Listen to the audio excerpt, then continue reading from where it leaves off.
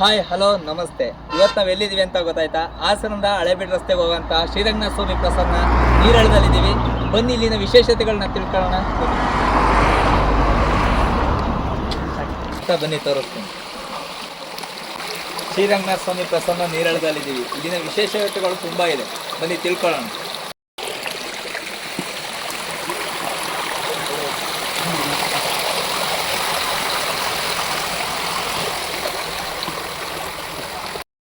ನಮಸ್ತೆ ಅಮ್ಮ. ನಮಸ್ತೆ. ಈ ದೇವಸ್ಥಾನದ ಬಗ್ಗೆ ಕೂಲಂಕುಷವಾಗಿ ವಿವರಣೆಗಳನ್ನ ತಿಳ್ಕೊಳ್ಳೋಕ್ಕೋಸ್ಕರನೇ ನಾವು ಇಲ್ಲಿ ಬಂದಿದ್ದೀವಿ. ಇಲ್ಲಿ ಅಮ್ಮ ಇದ್ದಾರೆ, ಲಕ್ಷ್ಮಮ್ಮ ಅಂತ. ಬನ್ನಿ ಅವ್ರನ್ನ ಮಾತಾಡಿಸಿ ವಿವರಣೆ ತಿಳ್ಕೊಳ್ಳೋಣ ದೇವಸ್ಥಾನದ. ನಮಸ್ತೆ.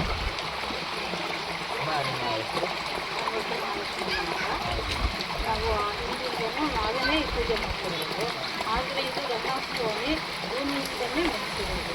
ಮತ್ತು ಅವ್ರ ಪಾಪದಿಂದಲೇ ನೀರು ಬರ್ತಾ ಇರೋದು, ಎಲ್ಲಿಂದಲೂ ನೀರು ಬರ್ತಾ ಇಲ್ಲ. ನೀವು 10 ವರ್ಷ ಮಳೆ ಹೋದ್ರೂ ಸ್ವಾಮಿ ಪಾಪದಿಂದ ಗಂಗೆ ಬರ್ತಾ ಇರ್ತದೆ. ಮತ್ತು ಭಕ್ತರಿಗೆಲ್ಲ ತುಂಬ ಒಳ್ಳೆಯದಾಗುತ್ತೆ. ಈ ಮಕ್ಕಳ ಫಲ ಇದ್ದಂಥವ್ರಿಗೆ ಮತ್ತು ಮದುವೆ ಕಲ್ಯಾಣಗಳೆಲ್ಲ ಆಯ್ತಾಗಿ ತುಂಬ ಚೆನ್ನಾಗಿದೆ. ಇದು ಸುತ್ತ ನೋಡೋಕ್ಕೆ ಕಾಡು ರೀತಿ ಐತೆ. ಆ ಮಧ್ಯದಲ್ಲಿ ಬಂಡೆಗಳು, ಆ ಬಂಡೆ ಒಳಗಡೆ ಗುಹೆ ಒಳಗಡೆ ದೇವರು ಹಿಂದೆ ಏನಿಸ್ಬೇಕಂತ ಏನಾದರೂ ದೇವ್ರದ್ದು ಹಿಂದೆ ಏನಾದರೂ ಇತಿಹಾಸ ಅಂತ ಏನಾದರೂ ನಿಮಗೆ ಗೊತ್ತಿರೋ ಹಿಂದೆ ತುಂಬ ಕಾಡಿತ್ತು. ಕಾಡಿದ್ರೆ ಹಿಂದೆ ಇದೊಂದು ಹುಲ್ಲು ಇರಬೇಕು, ಹೂವು ಮಾಡ್ಕೊಂಡಿದ್ರಂತೆ. ಕಲ್ಪಿಸ್ಬಿಟ್ಟು ಅಲ್ಲೆಲ್ಲ ಸಿಕ್ಕೊಂಡಿದ್ರಂತೆ. ರಾತ್ರಿ ಆಯಿತು ಅಂದರೆ ಗುಡ್ಡ ಮೇಲೆಲ್ಲ ಚಿಕ್ಕಪ್ಪ ಕಲ್ಬಿಡೋದಂತೆ. ಅವರು ಈ ಕಲ್ಲು ಏನು ಈ ಕಲ್ಲು ಕೊಡ್ತಾರ ಅಂತ ಇದು ನೋಡಿದ್ರೆ ಕಲ್ಲು ಮೇಲೆಲ್ಲ 3 ನಾಮಗಳಿದ್ದಂತೆ. ಆಮೇಲೆ ವಯಸ್ಸಾದವ್ರಿಗೆ ಹೋಗಿ ಕನಸಿನಲ್ಲಿ ಸ್ವಾಮಿ ಏನಿದ್ರು ಆ ಕಾಡೆಲ್ಲ ಕೊಂಡ್ಕೊಂಡು ನೋಡಿ ಇಲ್ಲಿ ಜ್ಯೋತಿ ಉಳಿತಾ ಇರುತ್ತೆ. ಅವರು ಅಲ್ಲಿಂದ ಕಾಡು ಬಿಡಿಸ್ಕೊಂಡ್ರೆ ಇಲ್ಲಿ ಜ್ಯೋತಿ ಉಳಿತಾ ಇದ್ದಾರೆ. ಹಾಗೆ ಎಲ್ರಿಗೂ ರಂಗನಾಥಸ್ವಾಮಿ ಇಲ್ಲಿದೆ. ಮೊದಲು ನಾನು ಕೇಳ್ಪಟ್ಟಿದ್ದೆ, ನೀರು ಮೊದಲು ಪಾದದಲ್ಲಿ ಹರಿತಿರ್ಲಿಲ್ಲ, ತಲೆ ಮೇಲೆ ಹರಿತಿತ್ತು. ಅದಾದ್ಮೇಲೆ ಮತ್ತೆ ನಂತರ ಭುಜದ ಮೇಲೆ ಹರಿತಿತ್ತು ಅಂತ ಕೇಳ್ಪಟ್ಟಿದ್ದೆ. ಅದು ಏನಕ್ಕಮ್ಮ ಈಗ ಪಾದದಡಿ ಹರಿತಿದೆ? ಅದು ಹಿಂದೆ ತಲೆ ಮೇಲೆ ತಪ್ಪೈತೆ, ನಾವು ಕಾಣೋದಿಲ್ಲ. ಯಾರೋ ಹೆಣ್ಮಕ್ಳ ಮೇಲೆ ಸ್ನಾನ ಮಾಡಿಬಿಟ್ಟು ಅದು ಗಂಗೆಗೆ ಇದಾಗ್ಬಿಡ್ತಾರೋ ಅದು ಎದುರು ಮೇಲೆ ಬಂದು ಎದುರು ಮೇಲಿಂದ ಪಾದಕ್ಕೆ ಬಂದಿದೆ. ಅದಕ್ಕೆ ನೀರು ಕೆಳಗೆ ಬಂದಾಗ ಅದಕ್ಕೆ ಪಾದದಲ್ಲಿ ಹಾಗೆ ಇಲ್ಲಿ ಸರ್ಪ ಓಡಾಡುತ್ತೆ, ಇಲ್ಲಿ ಕಾಯ್ತಿದೆ, ಕಾವಲಾಗಿದೆ ಅಂತ ಕೇಳ್ಪಟ್ಟಿದ್ದೀನಿ. ಅದು ಎಲ್ಲಕ್ಕೂ ನಮ್ಮ ಹತ್ರ ಇದ್ದೇ ಇರುತ್ತೆ.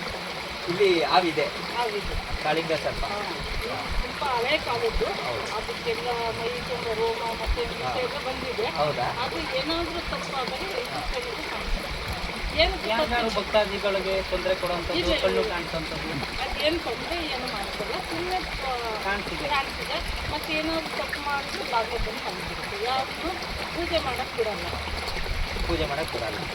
ನೀವು ನೋಡಿದಿರಲ್ವಾ? ಅಯ್ಯೋ, ನಾವು ಡೈಲಿ ವಾರ 15 ಮತ್ತೆ ಬೆಳಗ್ಗೆ ನೀವು ಎಷ್ಟು ಗಂಟೆಗೆ ಬರ್ತೀರಾ? ನಮಗೆ ನಾವು ಬೆಳಗ್ಗೆ 10 ಗಂಟೆಗೆ ಬರ್ತೀವಿ, ಸಾಯಂಕಾಲ 5 ಗಂಟೆ.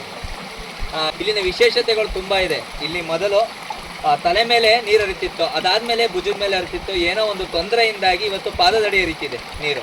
ಹಾಗೆ ಇಲ್ಲಿ ಸರ್ಪ ಬಂದು ಇಲ್ಲಿ ಕಾವಲಾಗಿ ಕಾಯ್ತಿದ್ದಾರೆ.